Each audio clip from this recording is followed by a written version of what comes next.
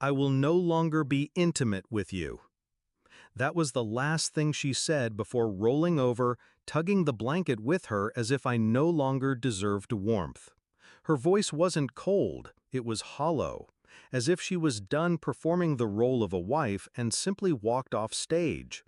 I didn't respond. I stared at the ceiling like it might give me a reason not to hate her. The air between us stretched thin that night, strained silence wrapped in the scent of lavender lotion and contempt. I could feel her drifting away, not emotionally, physically, like she was already somewhere else, with someone else.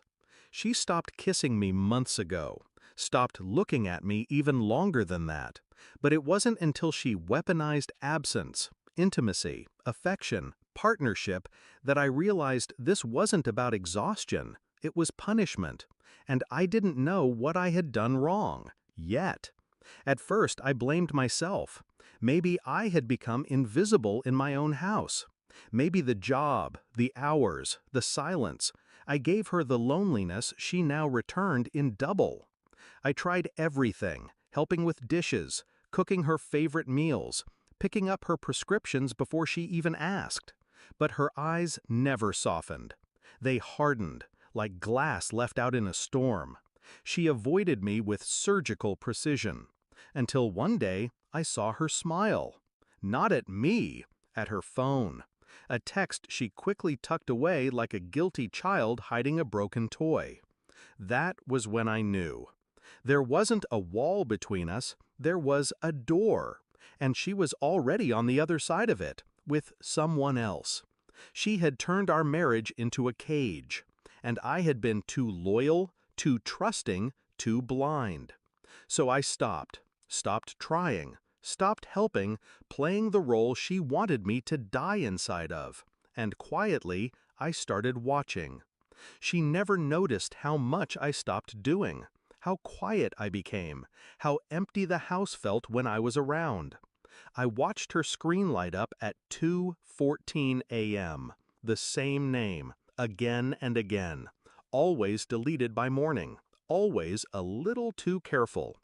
She never knew I pulled the cell records, that I found out who he was, someone from her gym, a man with too many tattoos and a divorce 2 years ago. She never knew I started recording phone calls, or that I had a friend in IT retrieve deleted messages. And I never confronted her. Not yet. I smiled, I nodded, I played dumb, because timing is everything. Revenge is never loud. It waits, calmly, like me. The truth came in black and white. Phone logs, message transcripts, a shared hotel reservation under her maiden name. She thought using a different email would protect her. She forgot I built her laptop. I knew every password before she did. I waited until her birthday. A dinner, candles, wine she liked. She walked in surprised, smiled, thinking maybe I was still trying.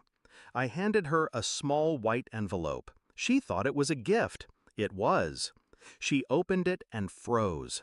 Photos, messages, screenshots, printouts, evidence. A curated gallery of betrayal. She didn't speak. Her lips parted, but nothing came out. She blinked twice, then looked at me, waiting for rage. I gave her nothing, just a long, hollow stare. "Why?" she whispered. I didn't blink. "You already answered that," I said. I didn't shout, I didn't accuse, I didn't need to. The silence did all the talking. I watched her unravel in front of me, panic, shame, disbelief, all colliding like glass dropped in slow motion. "I didn't mean," she began, but I raised one finger. Not to hush her, to end her. "I moved out this morning," I said quietly. "The lease is already signed, utilities transferred. My lawyer will be in touch." She staggered a step. What about the kids?" she choked. "I've already filed for custody, full custody." Her jaw trembled. I need help. I can't." "I know," I said. "You made that clear. when you said you'd never be intimate with me again. I realized I don't owe you anything. A pause. I used to love you, deeply, but love doesn't survive in a grave. She broke down. I walked out. She texted, she called, she begged, all unanswered. My new apartment is quiet, sparse, clean, but it breathes. It doesn't suffocate like the house we shared. Sometimes I wonder if she thought I'd fall apart, if she thought withholding affection would control me. She misunderstood the kind of man I am. I don't break. I observe. I adapt. I survive. She turned love into a weapon, so I took away her power and left her holding the blade. Now I sleep soundly, alone, but free.